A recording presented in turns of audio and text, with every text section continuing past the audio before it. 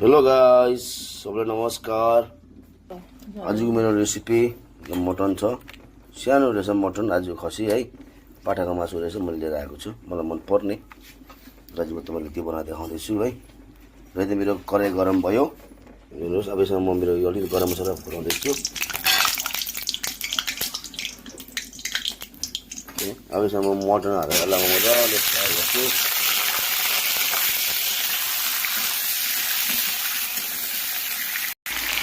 त्यति मासु यतिको भएको छ अहिले। हेर्नुहोस् त्यति। अब म यसमा मसला हाल्दैछु। हेर्नुहोस् मासु रेडी भएको छ। अब यसमा म हेर्नुहोस् जिरा, धनियाँ, घनै पिनेको हर्दी र यो कश्मिरी लाल मिर्च हाल्दैछु यसमा म।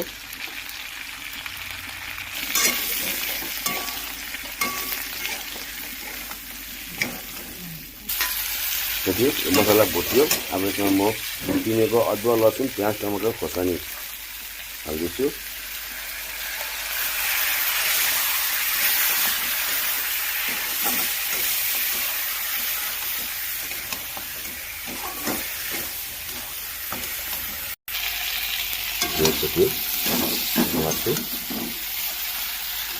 मासु यतिको भयो, मजाले भुटेर अलिक गरम पानी हाल्दैछु एकछिन यसलाई पकाउनको लागि।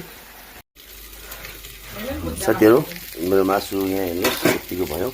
अब यसलाई चाहिँ मजाले भुटियो मासु है कराईमै।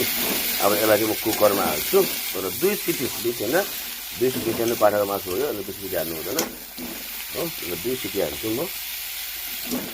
प्लिज हेर्नुहोस्।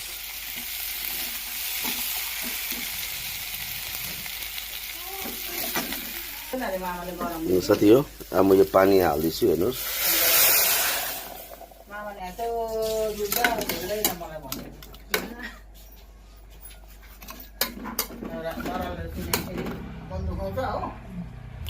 त्यो यसलाई म अब 2 सिटी हाल्छु है।